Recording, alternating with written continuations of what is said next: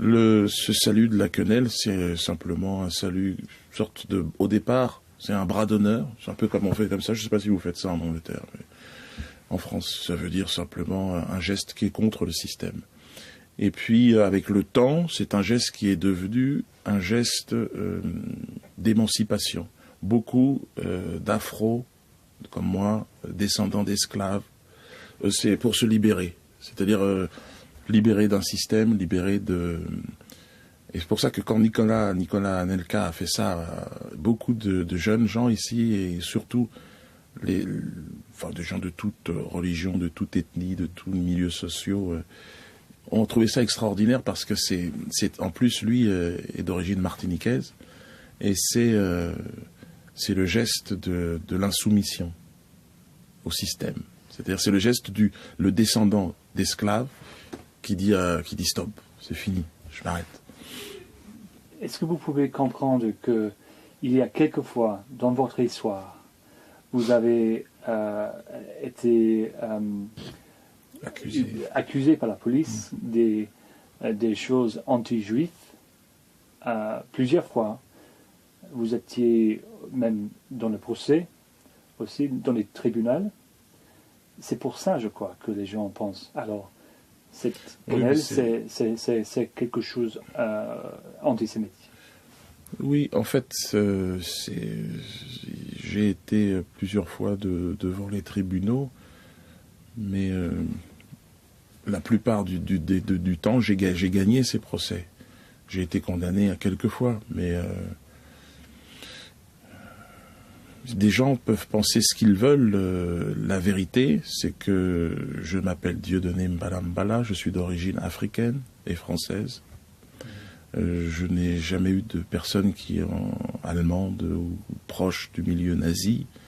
Tout ça, c'est une invention de ceux, par contre, qui sont des descendants d'esclavagistes. Et donc, je pense que les associations qui voudraient interdire la quenelle, il faut s'interroger qui sont-elles. C'est pas à ces associations de nous dire qui est le gentil, qui est le méchant. Nous sommes nés sur cette planète pour vivre ensemble, en harmonie, mais avec chacun une histoire un peu différente. Et donc, je veux dire, Nicolas Anelka et moi, nous sommes français d'origine africaine. Et ce geste-là, c'est le geste de l'émancipation. Il n'y a rien de nazi. Par contre, je pense que beaucoup de gens descendants d'esclavagistes ont du mal à accepter que certaines personnes se libèrent comme ça. Et Nicolas Anelka a tout mon soutien, bien évidemment. Je le considère comme un frère en humanité. C'est-à-dire c'est quelqu'un de très courageux et pour qui nous avons beaucoup de respect et d'admiration. Alors, c'est quand même étrange parce que s'ils sont indépendants et s'ils aiment le football, ils devraient s'intéresser plutôt à ce qui se passe sur le match. Quand un sportif réalise un geste technique comme Anelka en est capable et marque des buts, il devrait l'applaudir, c'est tout. Et puis après, lui, Nicolas Anelka, il est descendant d'esclaves. Et s'il veut marquer son attachement à cette histoire, il a le droit de le faire aussi. C'est ça que je pense. Nous sommes très fiers qu'il ait fait ça, tous. Parce que Nicolas Anelka, c'est de l'espoir. Donc si des esclavagistes refusent que nous, esclaves, on s'émancipe, c'est grave.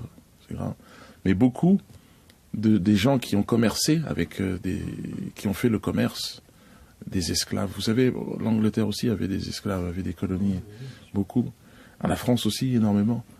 Et nous sommes les enfants de ça. Et quand on fait ça, ça a une signification qui remonte à cette origine aussi. Je pense que le problème que vous avez encouragé les gens de prendre des photos. Il y a des photos, par exemple, des gens hors de Auschwitz qui font le... Après, nous ne sommes pas... Oui, mais il y a des gens au fond de la mer, il y a des gens dans les airs en parachute, il y a des gens dans un mariage, il y a des gens dans... Chacun a fait ce geste où il l'a voulu. Moi, je n'ai aucune responsabilité de l'endroit où ce geste est fait. on est surtout très fiers de lui, parce que il a une posture très noble, c'est un prince pour nous. Vous avez des princes, des reines en Angleterre.